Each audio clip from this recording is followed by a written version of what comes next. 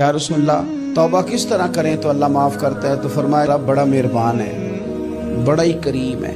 वो तो किसी बंदे की ऊँटनी अगर कभी गुम हो जाए सहरा में, और इस तरह गुम हो कि पैसे भी ऊँटनी पे हो, खाना भी ऊँटनी पे हो, कपड़े भी ऊँटनी पे हो, इलाका भी सहरा का हो, और उसने किसी टहनी के साथ बांधी हो, फिर वो सो जाए, सो के उठे तो ऊँटनी गायब हो।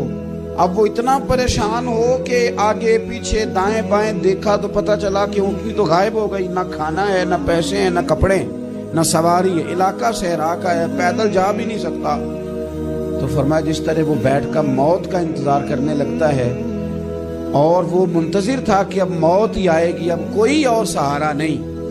फरमाया अचानक अगर ऊँटनी सामने आ जाए तो उसे कितनी खुशी होगी? या रसूलल्लाह उसे तो बड़ी खुशी होगी।